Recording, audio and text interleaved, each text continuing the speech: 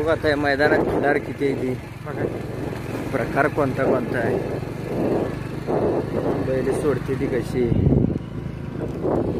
त्या शर्यत क्षेत्राचा खरंच खिलारवाडीवर परिणाम आहे समजून दिला आहे ना